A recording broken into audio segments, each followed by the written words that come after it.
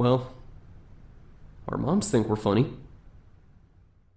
Okay. Hi, I'm Acomi. Oh shit, I'm yawning. Turk is yawning. Okay, you want to start it over again?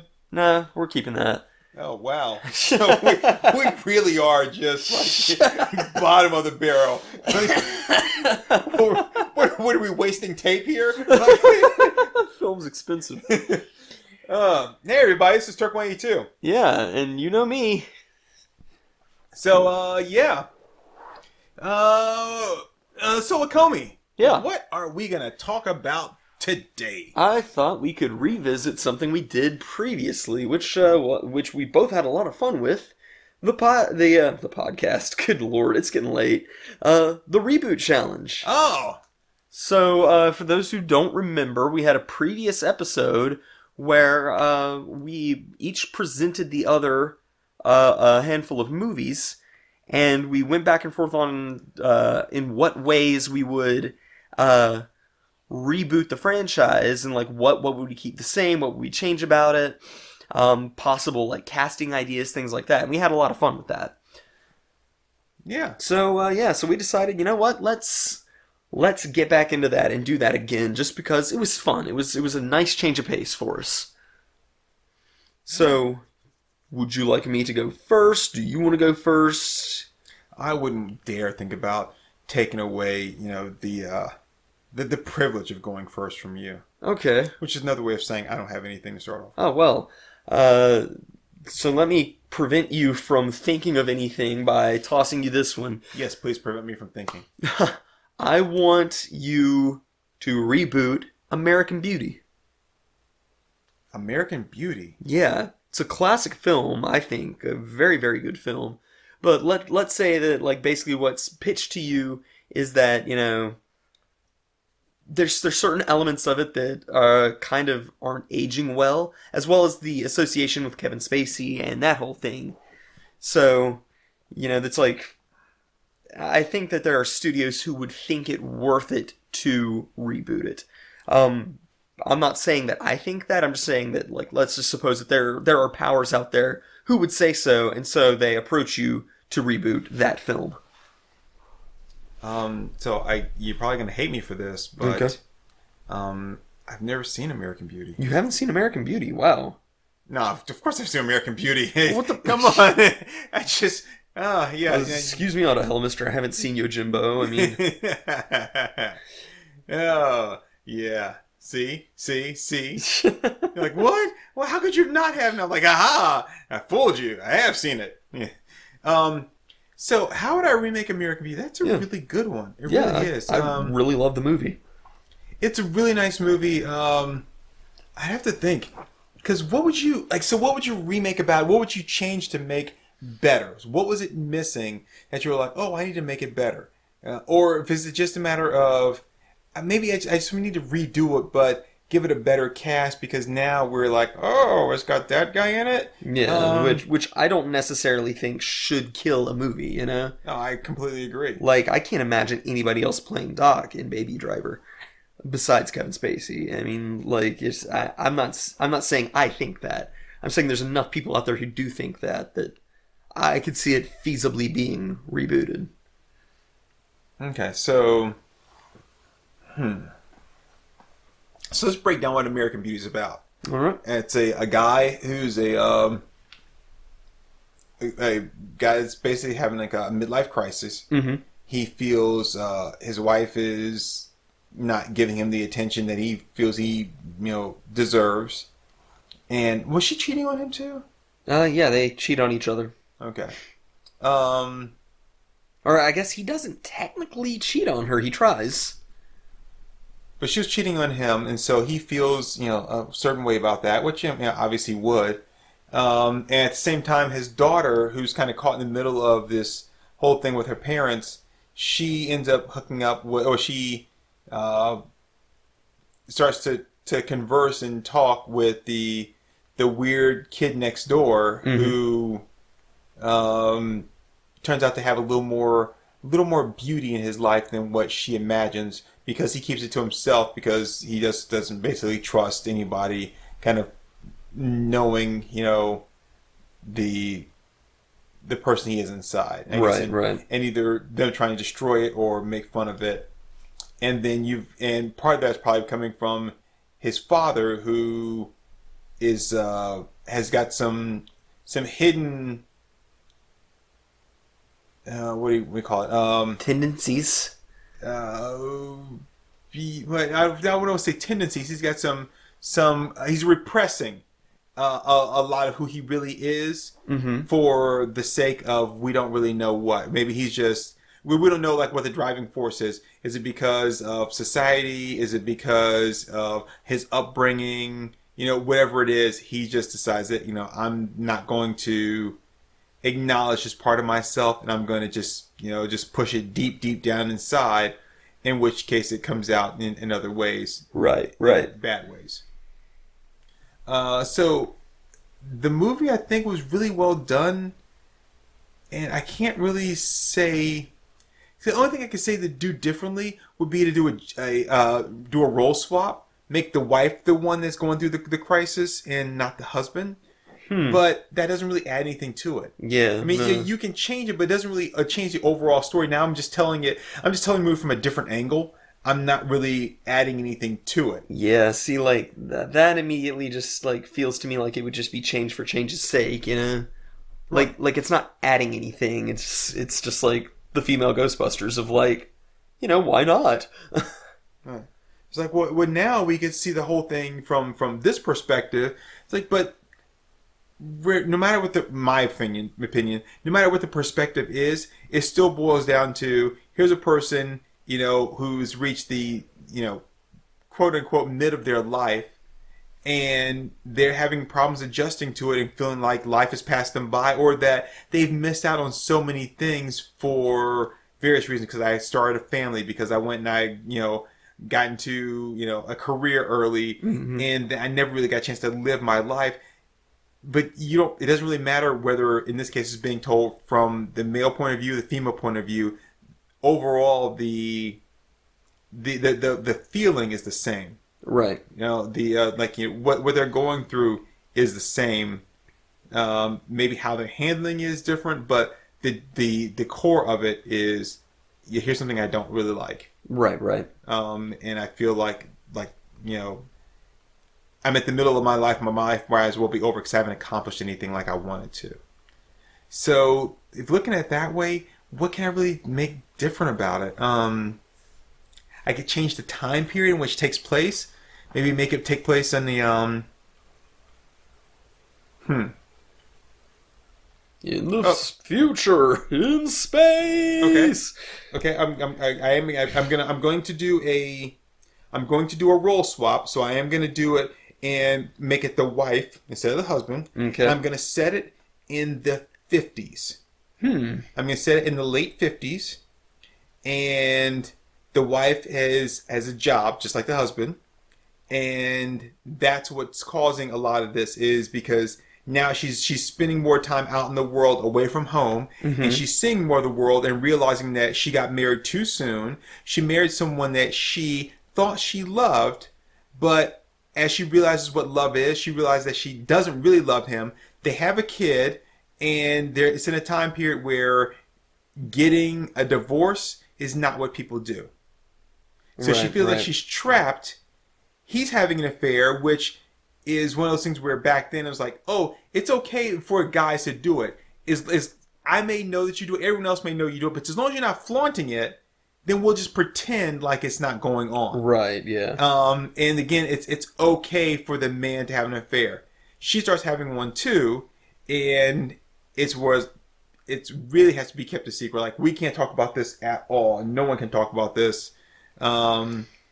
So, are you saying that, like, she would actually fully go through with the affair, or would it still be the whole age difference issue? Because I think that was pretty central to Kevin Spacey's story. For her, I think it would be.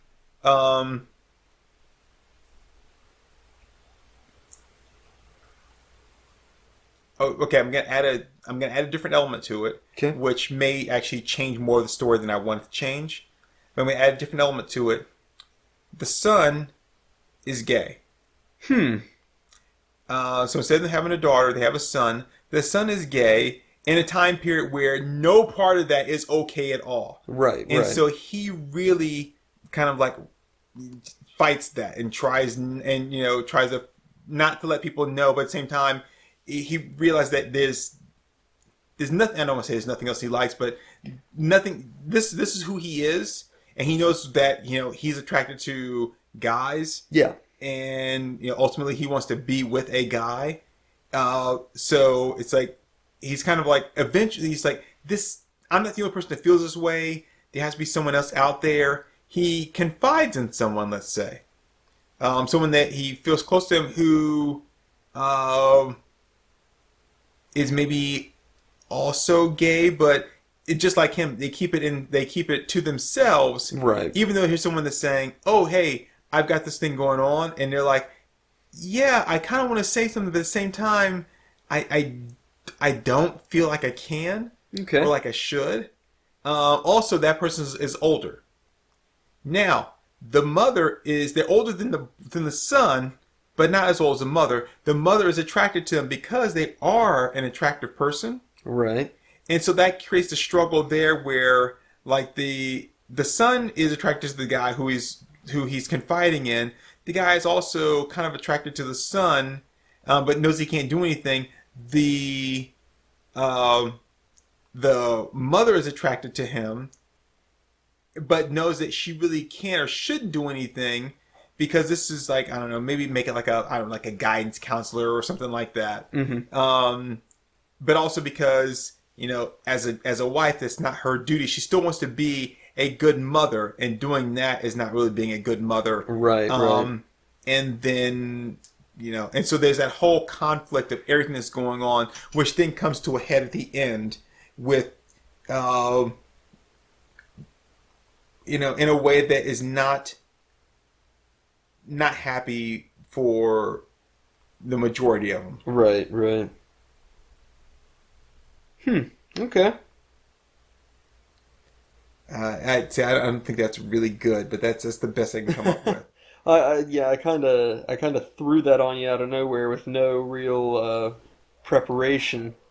But I do think that that changing the time period does, like for this case, if you do the role reversal and you change the time period, that does give it like an added weight Yeah. that Okay. still sticks with the theme of the original. Interesting. Okay. This yeah, I think I would have I think I would have kept it like pretty similarly were I to do it. Cause I look at it more as like the central focus of the movie is the story of a guy who's hitting bottom, you know? It's like it hits the point where he just stops caring and he just wants to get back down to basics, which is why he like does what he does with the job.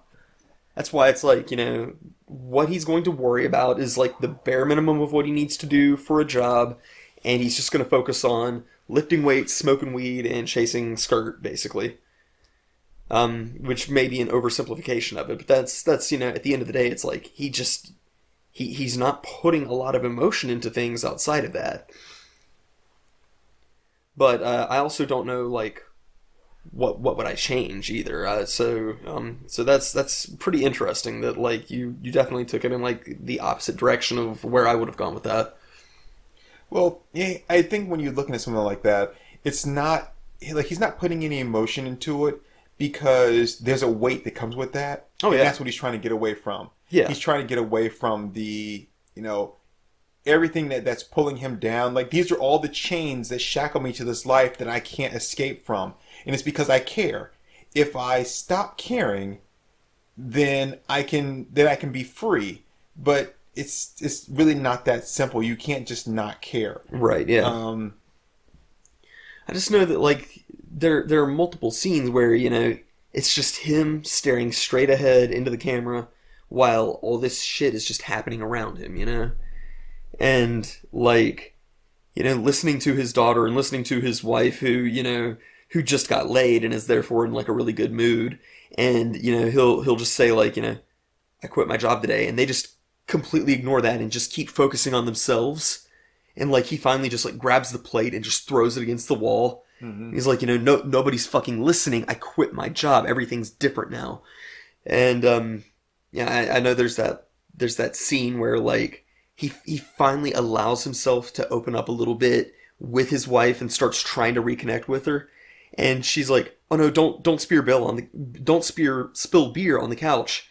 And he's just like so like indignant over like, "This is only a couch. What are you doing here? This is only a couch. Why would you even let that distract from the moment?" So, and so I think that's what you were talking about there with like allowing yourself to care. He's allowing himself to like kind of put some emotion back into his relationship with his wife, and all it does is hurt him in that moment.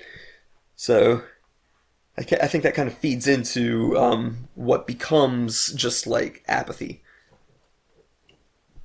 And I think also that disconnect, the disconnect from what's going on around him is what leads to his ultimate downfall. Mm-hmm. Well, I don't really, if you want to call it downfall, but what leads to his ending, which is that he's not aware because he's not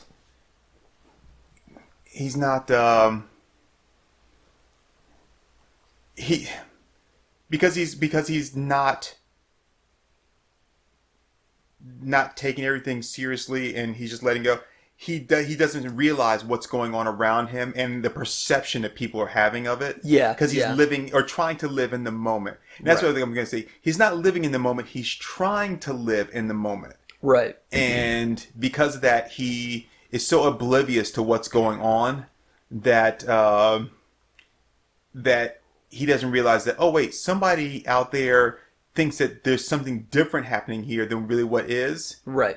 And I could have nipped this all in the bud if I would invest myself in anything or anybody that's around me right now, but I can't because that's a tie to things where if I start to invest that time into it, then it becomes oh wait, I've got bills I gotta pay. I've got a family I have to support. I've got this thing. I got that thing. I can't keep sitting around smoking weed because where's the money coming from? I've got to have some money to be able to buy weed. I gotta, and then that next thing you know, it's like, oh, well, now I'm back to working the shit job, or I can't go back to that job because I quit. So now I gotta find a new shit job to work. It's like, no, I can't do any of that stuff. I need to stay, I gotta stay right where I am, which is like living for the moment, but I'm really just pretending to live for the moment because I'm not really in the moment. I'm just trying to ignore everything else that goes on around me. Right, yeah.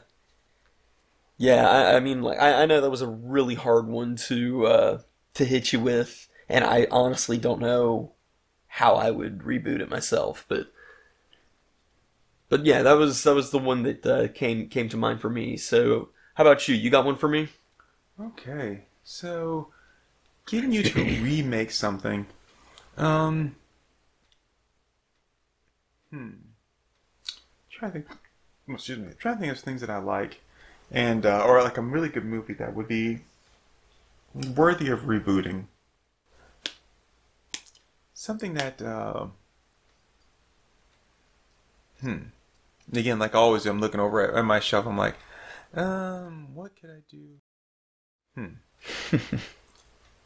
Yeah, you did kind of just spring this one on me too, right? So I'm like, what would be a good one? I want something that's really. Because I think about something like, no, that they've already kind of done a reboot of that, or no, that wouldn't really work very well. Sometimes the ones that don't work are the ones that are like the most challenging, though. That's true. Which is kind of like what happened with American Beauty.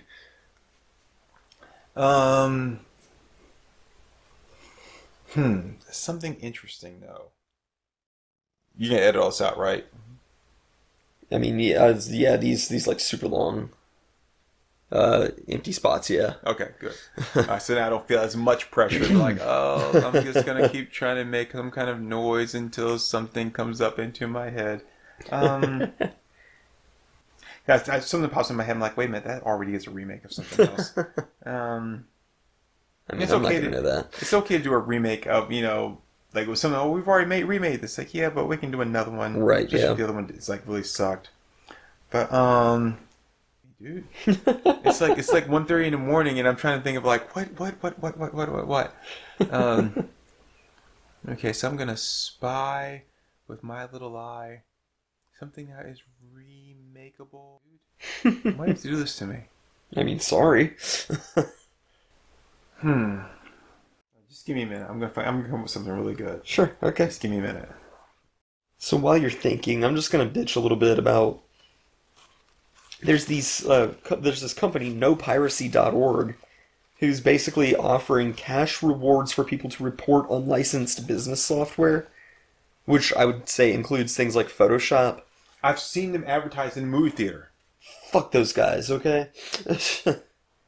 I mean, that just pisses me off. That, I mean, it's just like, you're basically just trying to kick off a witch hunt for software. I mean, it's bullshit.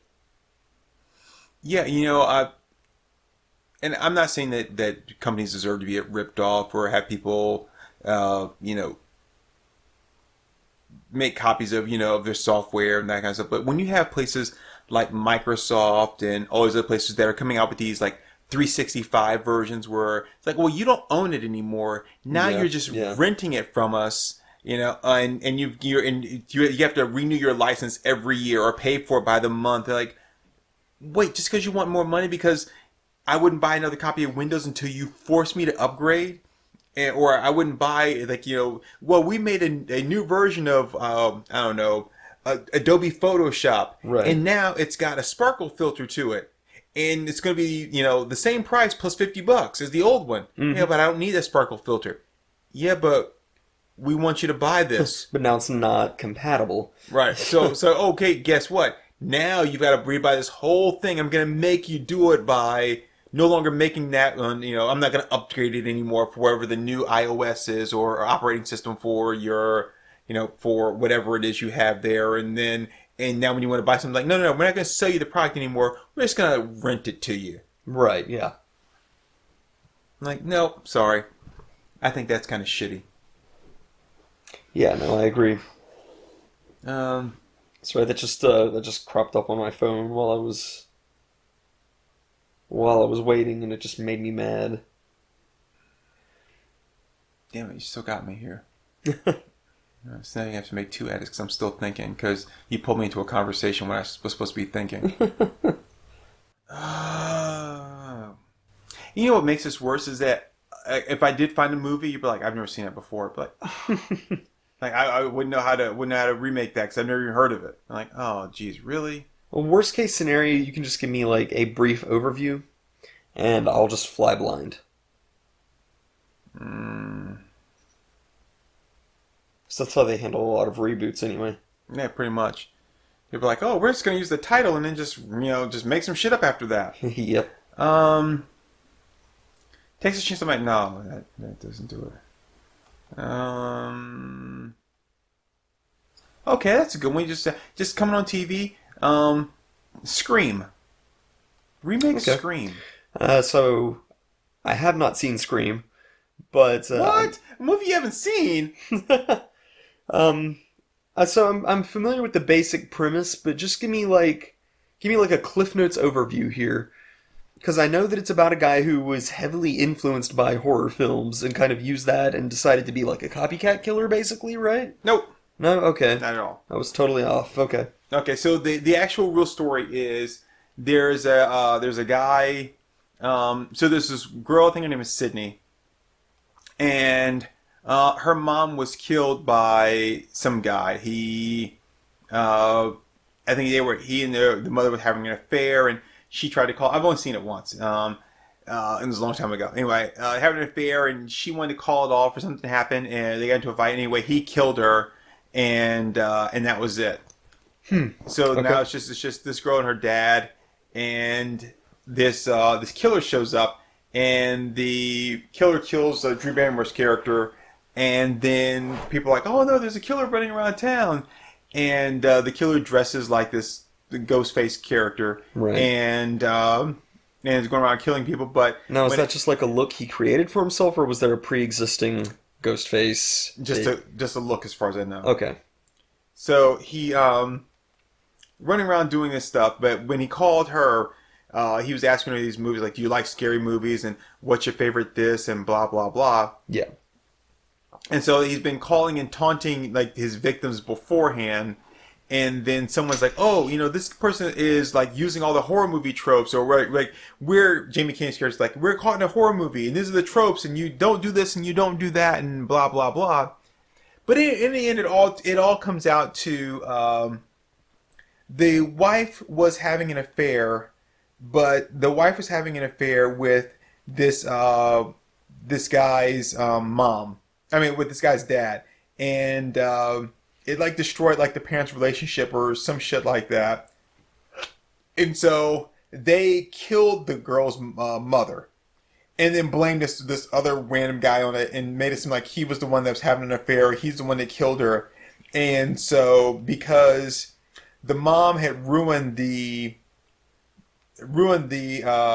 marriage of this guy's parents, then he decided he was going to do the same thing to her parents' relationship, to do the same thing to her. So not knowing who this kid was, and it's long drawn out story, he started dating her, and then was going to, like, take her virginity, fuck her, and then kill her, and be like, oh, look, because this is what your mom did to my family, whatever, just ruined the whole thing and blah, blah, blah. I mean, it wasn't like the best plot in the world. But yeah, the whole Ghostface thing was really just a cover for this guy and his friend who were taking turns pretending to be Ghostface so to kind of throw people off and really working their way up to killing this girl. But they had to kill a bunch of other people too, so it couldn't really be traced back to them.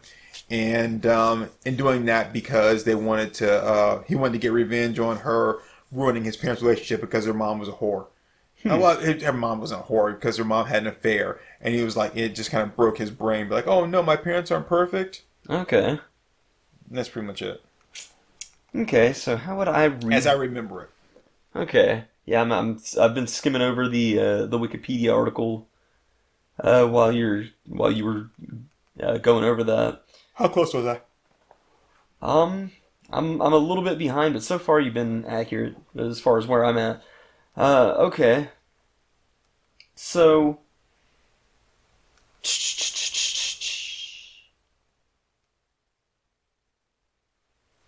okay, yeah. So I think if I were to reboot this, um I'd go with a relatively, like, it wouldn't have to really be like any kind of A-list cast or anything like that. Um, but I think the way I would restructure the story, sorry, my throat is getting dry. I think the way I would restructure the story would be that instead of this being some kind of a weird revenge plot where he's, like, blaming this chick unnecessarily for his parents and her parents' shortcomings, what I would want to see happen here is that it's actually legitimately a story of obsession where he really does have a thing for her and she just doesn't even notice him. So it becomes more of the thing of, like, this phone call that initiates it, of calling her and being like, oh, what's your favorite scary movie and all this stuff. That, like, this is his way of trying to reach out to her. That he's, like, actually trying to establish some common ground. So, like, let's say this guy is the school nerd or whatever, and, he is just obsessed with, like, these slasher movies. And, and so, like, instead of this whole thing of, like, oh, I'm going to call her and mess with her and play games with her and use like these questions about scary movies as a thing of, oh, you have to cooperate with my game or I'll kill this person I'm holding hostage, or however it is he does it.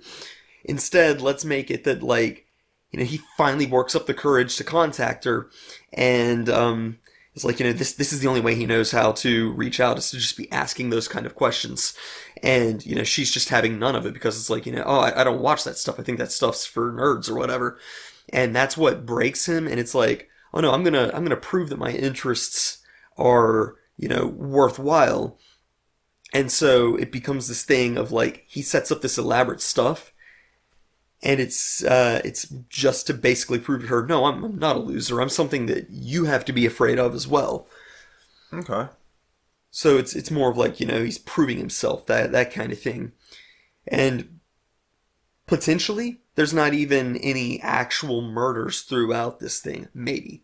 Or maybe there isn't at first. That it's all just like staged stuff. But then maybe it winds up going too far with him. And he winds up being so overcommitted that he does wind up killing somebody. And then it's like, oh, now I'm too far in this. I can't back out of it now. Right. So... So yeah, so there you go. I think that's how I would handle that as far as that goes for a reboot. Okay. Yeah, I can do that. Just so it turns into like a stalker, like a notice me. And it's like, now I'll make you notice me. Right. Yeah, exactly. It's like before I just wanted you just to acknowledge that I existed, and now it's like, no, I want you to not only acknowledge me, but but to see me, as not necessarily a threat, but as a. It's a matter of, I want you to validate my interests. Thank you. Yeah, that's the thing. It's like, no, this isn't some silly thing. This is real to me, and this is important to me. And in a lot of ways, it wouldn't be super different from, you could invert that kind of plot to, like, a superhero thing instead. And then it would be very, like, Kick-Ass-esque of, like, no, I'll prove to you that superheroes aren't stupid by becoming a superhero. But instead it's like, no, I'll prove to you that the slashers aren't stupid by becoming a slasher. Right. They're not this like, goofy thing you see in the movies. It's right, yeah. It's something more frightening and deadly. Yeah. So... I think, it would obviously be a very different thing. It would just be Scream in, like, name only. But, I think that would be pretty interesting. I think making the focus, the fact that he is obsessed and interested in horror movies, would make it, like, kind of a refreshing take on it. Okay, that works. Yeah. Alright, shit, where are we at? We are at 30 minutes. Alright, let's go ahead and just take a break here. Sure. And then we'll do one more each. One more each works for me. All right, sounds good. Cool. Anyway, hey, we're back. Yep. Okay, so you got another one for me? I do. And again, like a lot of the stuff I've brought up, in the past few episodes, I'm gonna bring this up because I recently watched it, for the first time. And so it's fresh on my mind. So I want you to reboot Legend of the Overfiend. You're a bit far away from the mic. It doesn't look like it's picking you up. Good. I'm gonna go all Yosemite Sam. Present. So I bring that up because I watched it more as just a matter of curiosity of, like, anytime I ever heard people talk about it, they were just like, oh yeah, this was like the introduction of the tentacle erotica tropes. Yeah. And so I went into it just expecting it to be nothing more than that, and it actually had a plot. Yeah. Like, surprisingly so, it had a plot, and it wasn't a bad movie. And it was, like, shockingly tame compared to a lot of the hentai I've seen. So, like, slow down there, Sam Jackson. So, I mean, like... No, I mean, I thought it was a really interesting concept, and they actually did a pretty decent job building a world. So, yeah. So, and it doesn't have to be an animated thing if you don't want it to be. I mean, you could reboot this to be live action if you wanted. It's up to you entirely. Yeah. So basically you're like, do you want to make hentai or porno?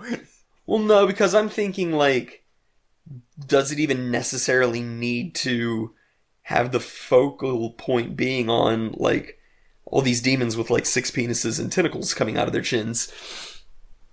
Yeah.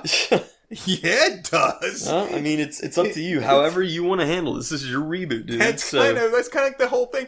That would be like, they'd be like remaking like a really popular anime, but casting an American in the lead.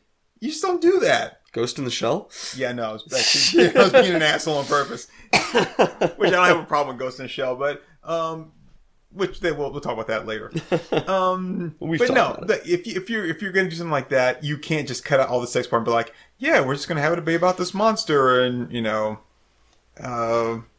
again, it was a lot tamer than I thought. Actually, I mean, like, it doesn't actually show stuff in very explicit detail. When the basketball player guy is having sex with a girl on the couch and his dick starts to glow and she goes flying across the room. Yeah. That really graphic? You're not watching the same hentai I am, dude. Apparently not. Sorry. So.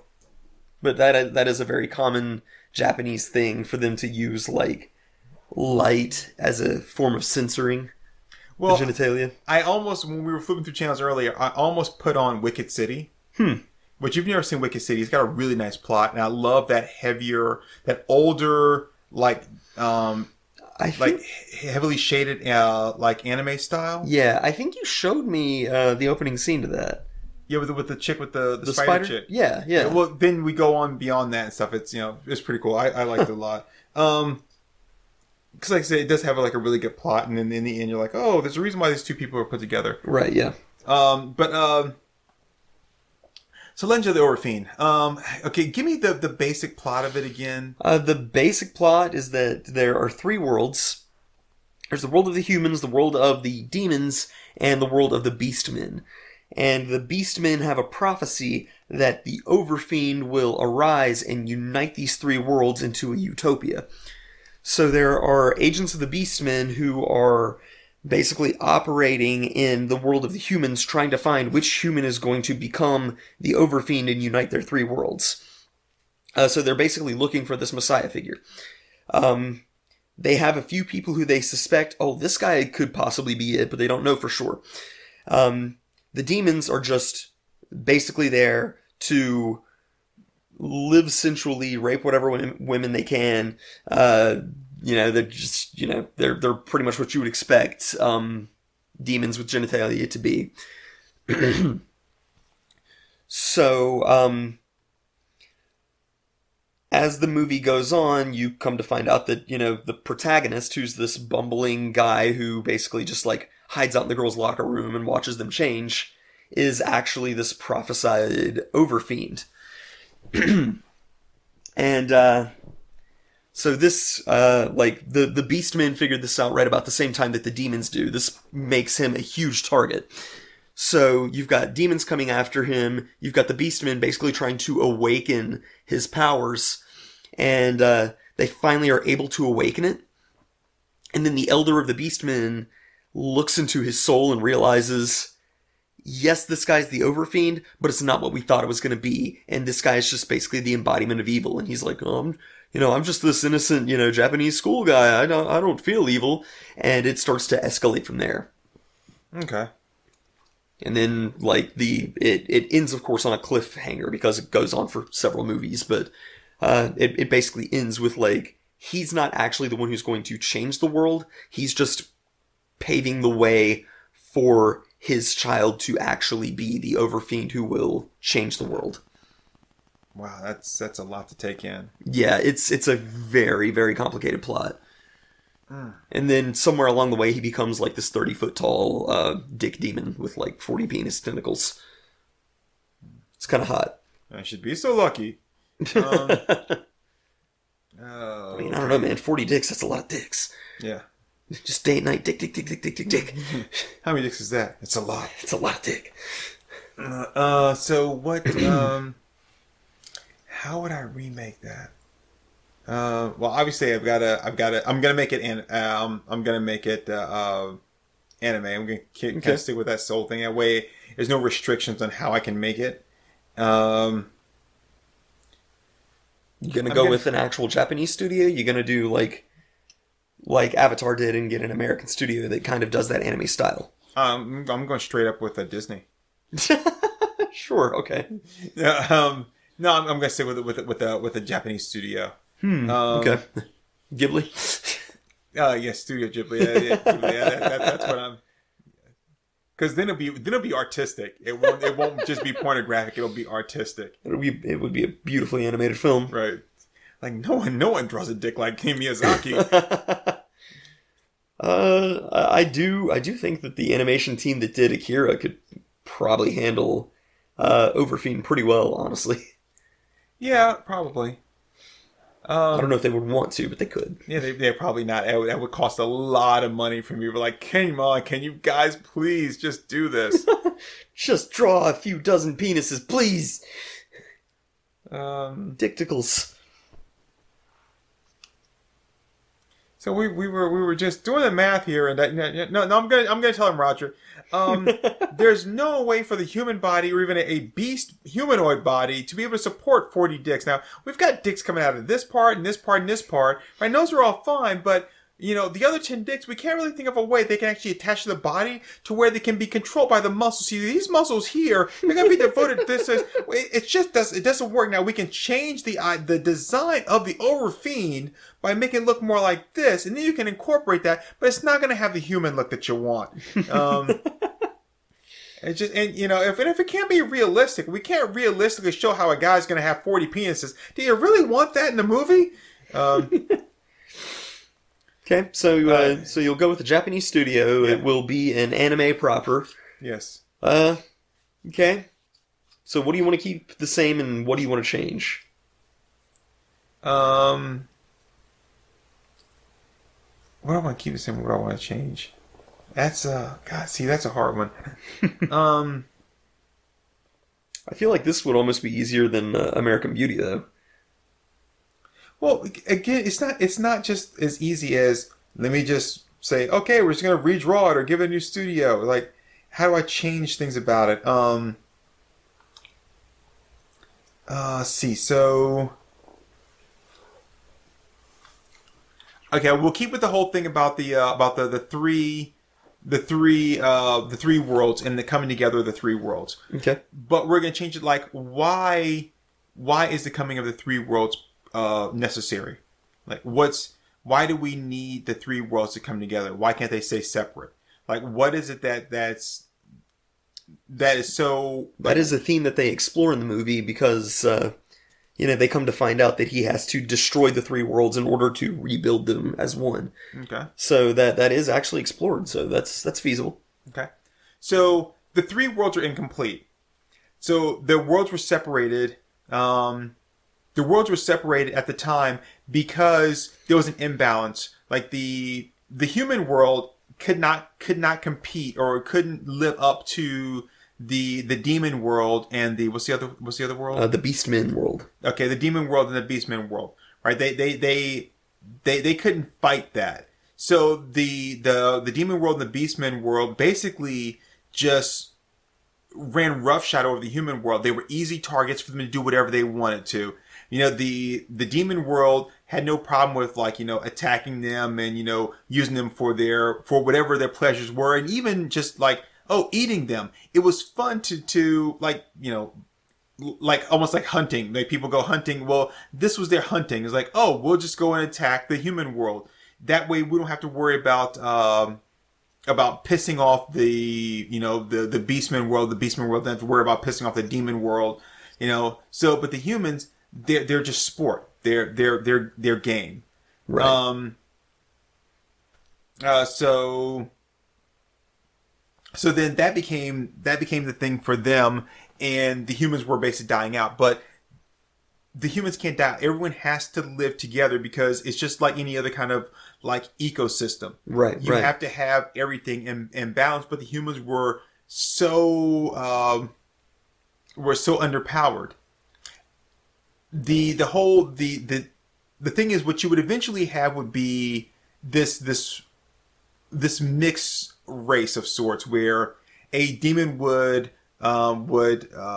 commingle with a beast and create a demon beast-like baby. The beast would create with a human, and so on. And eventually, those people would then somehow intermix, but it wouldn't be like where it'd be kind of like this one single race. You would still have like a hybrid of all the different races. Mm-hmm. So you still have the qualities of each one, but they would be able to cohabitate because you would have the strength enough to where neither one of you would be, would be prey for the other. Right, right. You have your different strengths and weaknesses, but no one would be really, really weak. So that didn't happen. So that's why the races were separated. But the worlds were separated. But with the worlds being separated, they were weak. Mm-hmm. And they eventually had to come back together. But the idea was that the humans, the way they were, they need to get stronger on their own. But what happened was you had the members of the demon world and members of the beast world that would kind of break the line, break the barrier. Right. Because they're like, well, we don't want them to be strong. It takes away our fun. Right. So all we have to do is we just have to, have as much fun as we can without destroying the human race. So we'll just kind of like cull them a bit. Mm-hmm. And then they won't be able to rise up. You won't have that. But the prophecy is that it's going to happen. Mm-hmm. And so you basically have this one guy, the popular guy, and he just kind of he's popular. Everyone likes him, and he's I'll make him like a college kid. It's always better when you work with like someone young and not like an adult. So he's a college guy. He make him. I think in the original he's like a basketball player or something. No, the basketball player was the one they thought was going to be the Overfiend. Right. But it was the young kid that was always watching him and masturbating. Yeah, yeah. Okay. So the basketball player though, he actually is the Overfiend, but his deal is that he's been kind of like just going around fucking around or whatever, and ideally what would eventually happen was he would end up the worlds would be destroyed. This is getting way out of hand. The worlds would be destroyed, but what would happen is that he would have started basically the new race because of all his screwing around. He would end up screwing a demon girl and a beast girl because they can disguise themselves. They've got power, right. And he would end up doing that, and so that would then be the start of this like new race that would form. As a new race forms, right, the old worlds kind of fall away. So then you would actually have them. They would kind of destroy themselves, right, and then this new world would form. Because this new race would then kind of start up by bringing the best of the other worlds there, so they would just kind of gradually fall away. Doesn't quite happen like that, and so someone then activates the Overfiend into what he really is. So keeping him hidden, keeping him subtle was the way to do it. Right. But when the demons and the beasts find out, they're like, well, we've got to kill this guy, and he gets activated too soon. Right. And then it goes a little wild, and he just starts kind of like taking over everything, and it's like, I've got to, and then instead of him creating a world where it's supposed to be, a mixture of all of them, he's going to create his world. Mm-hmm. And now they've got to stop him and his like weird bastardized, like fuck children that he's created. But at the same time, though, we still need him because he is the one that's going to unite them. So it's like, we've got to stop him, but we still also need him to do the job that he's supposed to do to save the three worlds. Yeah. That's the only way I can think of doing it, like on the fly. I like it. So I think it makes it a little more coherent, actually. So yeah, I like it. All right, so last one. What have you got for me? Hellraiser. Hellraiser, okay. Because Hellraiser is in need of a good reboot. So, need some water or anything first? My throat is a bit dry. You know what? Yeah, I'm gonna run up and grab a bottle. Okay.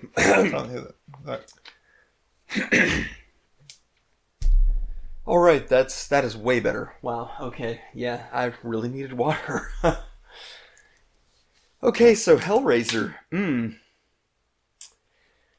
That's tough because a lot of what I like about Hellraiser is that it is such a product of its time. You've got all the practical effects, and there's not really like CG or anything. It's all practical effects. Mm-hmm. So I'd kind of like to try to retain that as much as possible. I think in this day and age, you can get really good practical effects that are far more convincing. So we just need to find like the proper resources in studios to be able to do that well and to do that properly. Okay. So would definitely stick with that. I guess the biggest thing, the puzzle box has to kind of be consistent and stay the same. That's like really the focal point. That's the MacGuffin, if you will, of this story.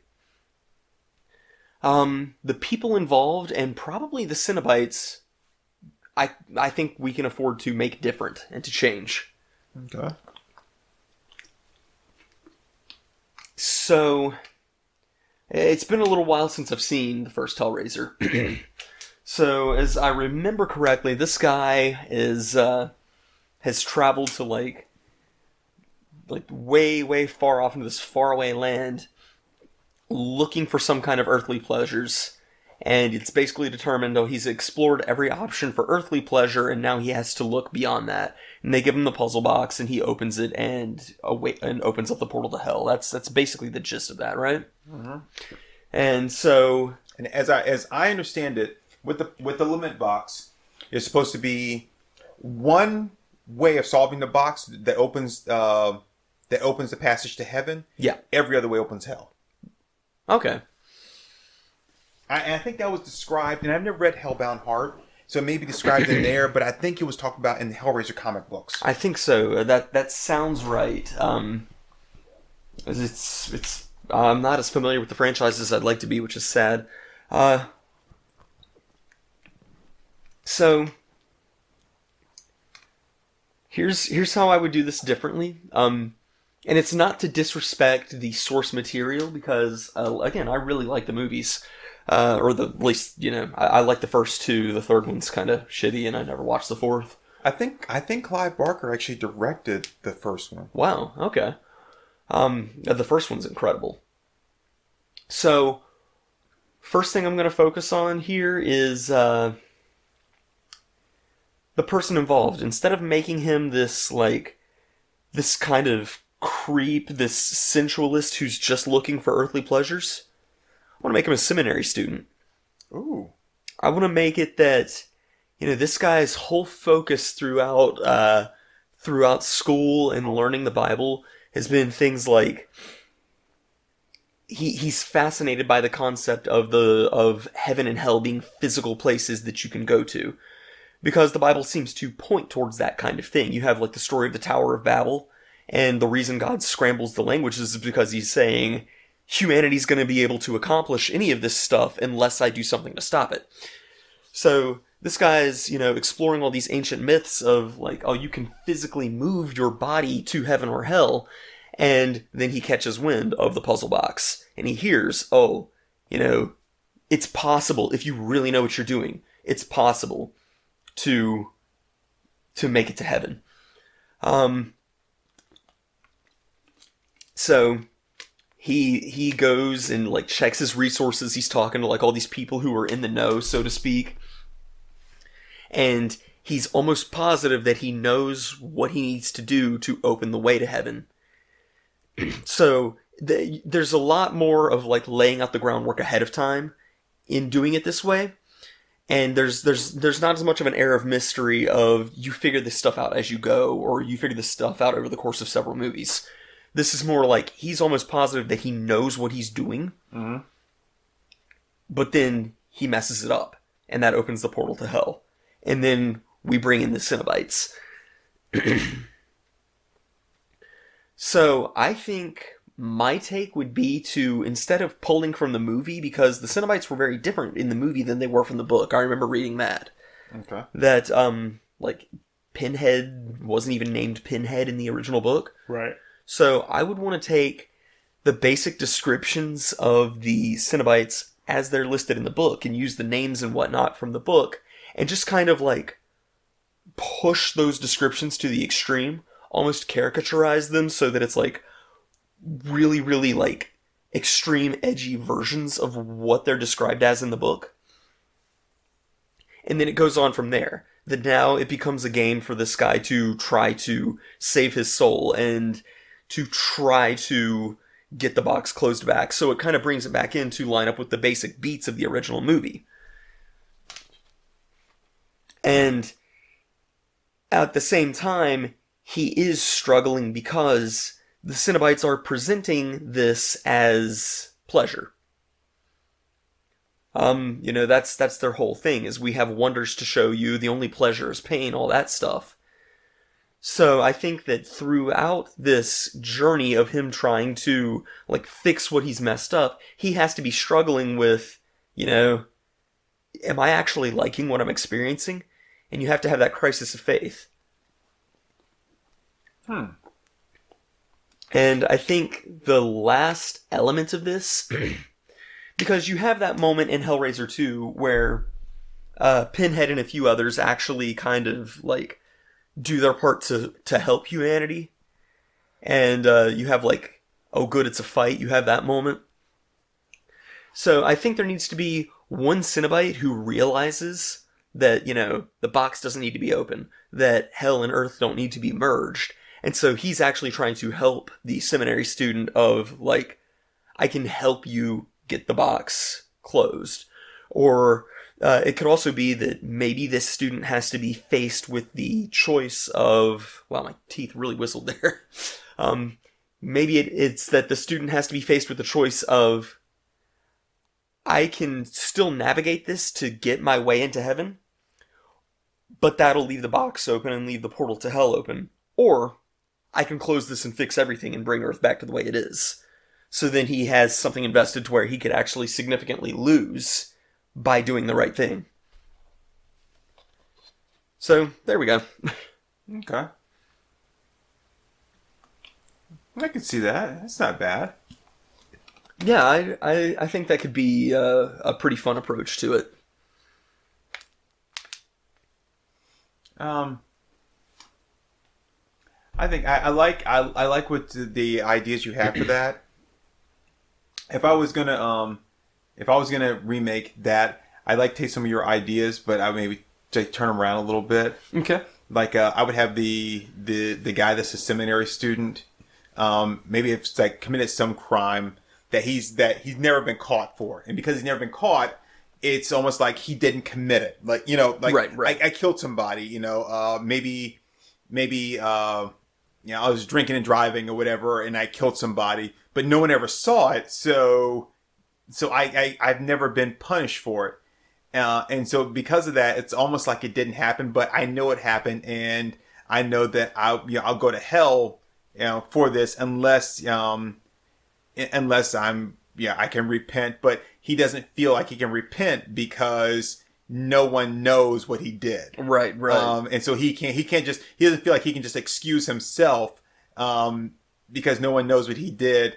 And so plus he doesn't really know how. So he, goes to seminary school and, tries to become, like a priest or a pastor or minister, whatever it is.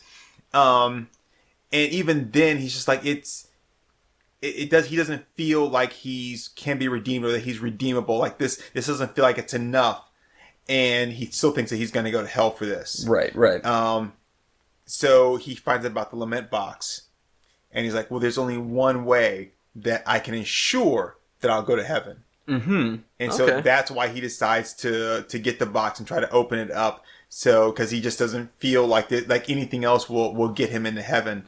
And so, but he, of course, screws it up, and he opens the door to hell. And when he opens the door to hell, then all the stuff comes out. And of course, the Cenobites come out, and now the door to hell's been opened. You can't just close it. Right. And it's not like they just want to take you and be like, yo, okay, you're the person that opened it up, so let me take you. And it's like, oh, you opened the door to hell, so now hell is coming out on earth. And that's like the thing with it. If you want to open the box because you think you found the way to heaven, that's fine. But you have to understand that if you open it the wrong way, you open the door to hell on earth. Right.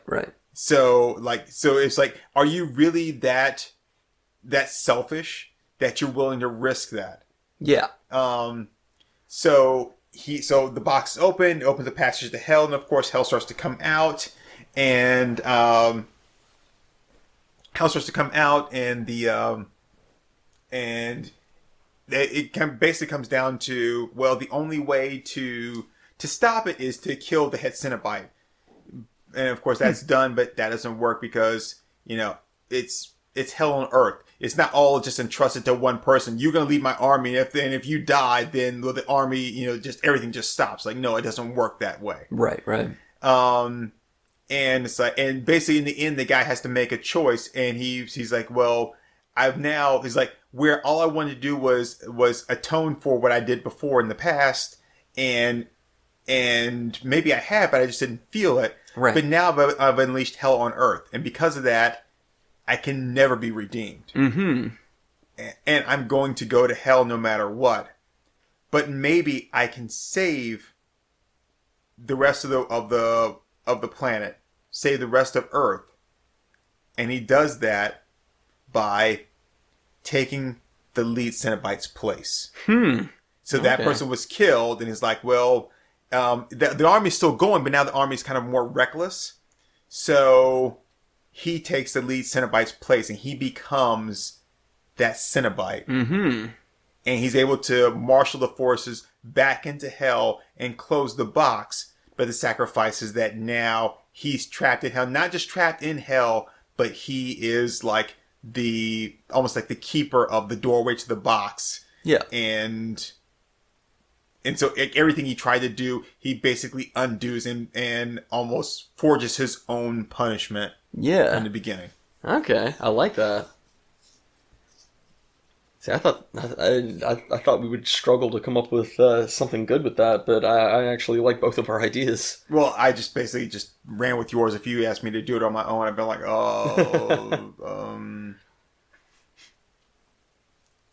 Cool. Oh, and for the sequel. Yeah. For the sequel, what we find out is that when the door to hell was opened and hell was like on Earth, then like someone escaped from hell. They mixed in with the forces. Yeah. And when the box was closed, this person was not brought back in. Yeah. And I don't know, you make this person a psychopath, or you can make him maybe like I don't know, maybe he's like a misguided like Satan worshiper or whatever. Right. Yeah. And they're like, it's just Stephen King. So it's like, I've got to, my Lord Satan almost took over the earth, and took everything away from God. And it's like he was right there, and it all was taken back from him. So I'm gonna do what's the word? I'm going to make him happy by giving him an opportunity to take over the earth again. Yeah. And what he does is he makes a new lament box. Okay. Okay. He makes a new lament box and puts it out there. Which maybe this is more like this might be like a good like sequel or whatever. So you know what he does? Yeah.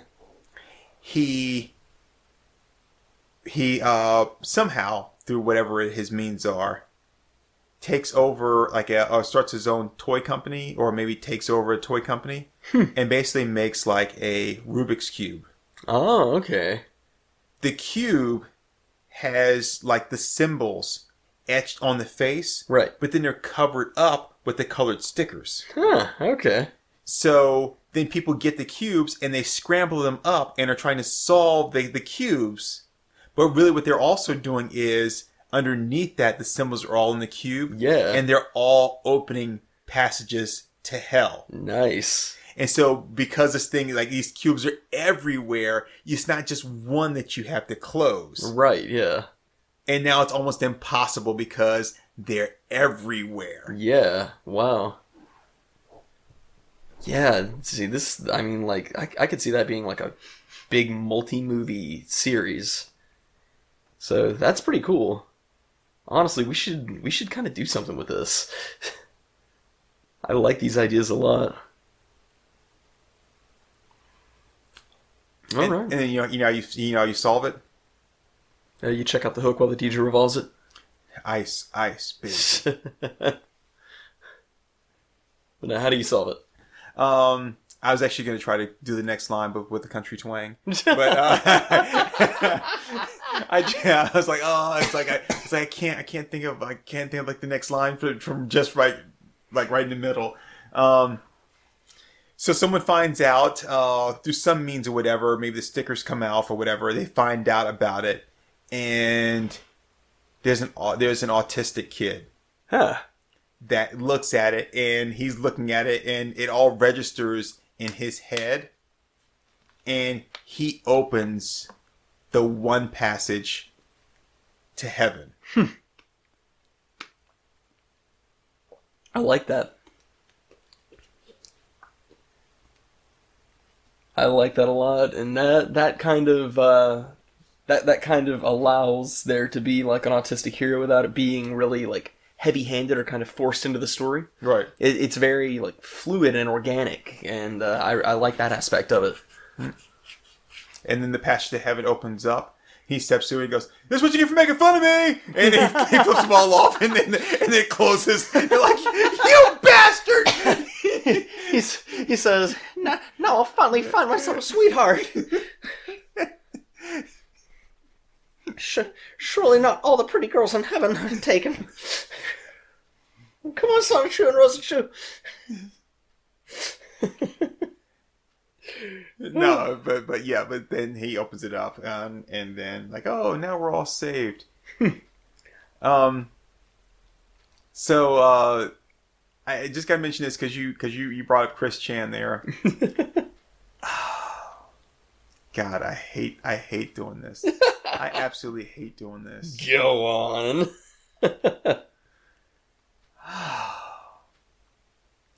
And I'm putting this on audio, so I can never like recant. It's gonna be out there forever. Pretty much, yeah. The Sonic movie looks fun. It does. I really like the. I'm not gonna say it's gonna be a good movie. No. I'm not gonna say I'm gonna buy it. It looks fun. Yeah, no, I think they did an amazing job with the character redesign. Like that, they showed the numbers on that. That cost them a lot of money to fix. Okay, a lot of money. I'm still holding true to the idea of that. What we saw in the trailer was never the real one. I agree. That it was all like what they have right now was what they always had, but because some people were like, "Oh no, we don't want to," like this is stupid. We don't need this movie. You put something out there that looks bad and have all the outrage, and then you're like, "Oh, well, we're gonna clean it up," right? And then you're like, "Okay, we've already got it. We've already got it done, so it's done." And they were like, "Look, we cleaned up," and everyone's like, "Yeah, that looks so much better." Instead, now you've got all this free publicity for not doing anything. Yeah. And we talked about this before, and I think we talked about off mic. Is one of the things that leads me to believe that is when you look at the comparison, which some people did a comparison side by side. They changed. Like someone said, well, if you're gonna redo that, or you're gonna redo like the character design, you can't just swap the character out. There's a whole texture and mapping and lighting that you have to redo. And that makes perfect sense. But they changed the camera angles on a lot of the scenes, which is unnecessary. Just because you change the way the character looks, and you change their height, you change their size, you have to change the lighting and all that stuff, but you completely change the camera angles. Yeah. That's unnecessary. Right. And it's extra work, too. Right. That, to me, says that it was never done that way. You already had it done. Because, again, why would you do that? Why would you have to change it just because you changed one part of it? Yeah. Doesn't mean you have to kind of redo that entire scene. Right. Yeah, no, I agree. I think that it seems very strongly that that's what happened with it. But yeah, no, I mean, like, the way Sonic looks now, he looks good, and it does look like a fun movie. And I think there's going to be a lot of cringe from Jim Carrey as Robotnik, but... yeah, that's the only thing I'm not looking forward... Well, I mean, I'm not planning on paying to see the movie anyway, but that's the one thing that doesn't hold my my attention at all. Yeah, but I also think that there's going to be moments where he does it pretty well. It's just going to be like striking that balance. But yeah, no, I mean, I think I'm going to watch it. Are you going to pay to see it? Are you going to go see it in a theater? It depends, you know, if like Grace wants to go see it, then I mean I would probably go see it in theaters under those circumstances. Otherwise, I would probably just like try to find a way to see it for free. I don't think it's going to be a Detective Pikachu, that's for sure. Oh hell no! It's not possible for it to be a Detective Pikachu. How do you make a sequel to Detective Pikachu, by the way? You really couldn't, honestly. The way it ended. Yeah, it's like, oh no, Dad, you somehow got swapped with Pikachu again. I know, right? I don't know what it is. I just love swapping with Pikachu. Here I go again, swapping with Pikachu. Yeah, I mean, I really don't think so. And I think they could do other Pokemon movies in that style. I mean, like the live action and the CG, all that worked really nicely. But without having like Pikachu kind of like talking or having the Pokemon talk, I don't think it really works as well. Yeah, I don't think so. But they've been talking about a sequel. I just don't see how it works. I don't know. I mean, that'd be tough, but I don't know. I mean, I would like to see more from that. You know, and that's something we've talked about with like the art and stuff that like it goes a long way to show that you give a damn about your franchise, you know? Yeah. And Nintendo really demonstrated that they cared a lot about how they handle Pokemon in Detective Pikachu. So I would actually like to see more from them on that front. However they wind up doing it. I mean, it really didn't seem like a bad world to live in, too. No, except for, you know, all the giant monsters and stuff, but I see where you're going with that. Oh, you caught me. It's not so late. It's not so late at night / early in the morning that I couldn't sneak down by you. Yeah, I'm gonna stick by my guns. I do not want to live in the world of Pokemon. Oh yeah, you'd rather go farming all the time and pretend to pay for a house that you live in for free. All right, so I think we're good here. I think so. Yeah, that was 2 movies each. We're about an hour and a quarter in, so not our shortest, but certainly not our longest. So yes. All right. Well, that was fun. That was a lot of fun. I always like doing this. You did a better job than I did. I was floundering on mine. I think part of it's because I'm a little more tired than I normally am. Yeah, we're both fading fast. And you gave me American Beauty to start off with. Man, shit, you could at least give me Titanic. Ooh, that would be a thought. Well, if I redid Titanic, I'd do it all from the iceberg's point of view.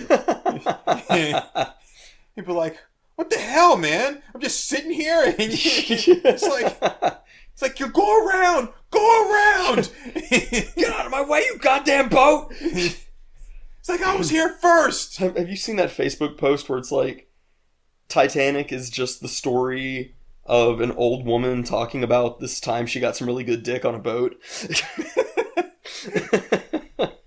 Now, I've seen the Wizard of Oz thing where it's like, you know, like a demented girl gets 4 people to go and kill an old woman or something like that. Yeah, that's the same thing as like the Hunger Games. It's like some mean older sister ruined her younger sister's chances of being on TV.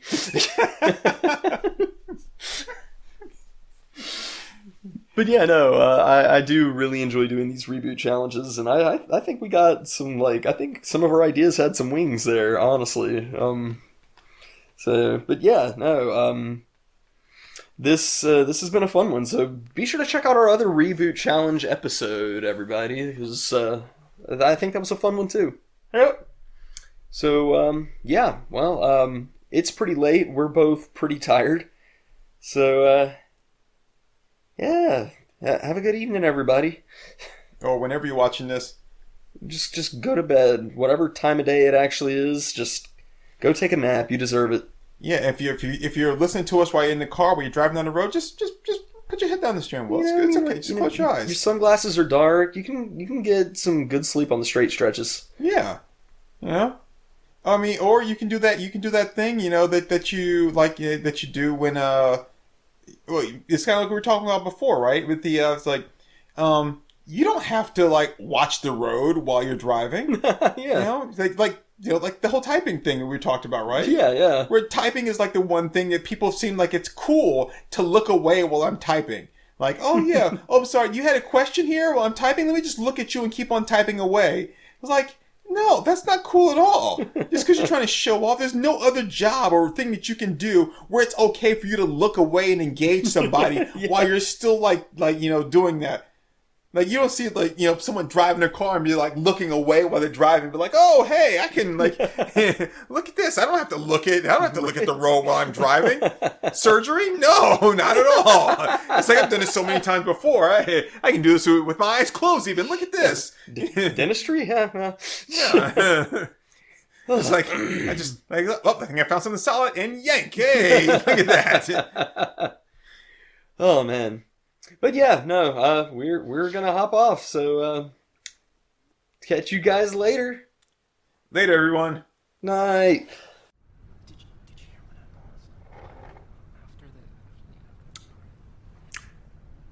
paused? All right there, folks. That was Our Moms Think We're Funny. Let's give them a hand.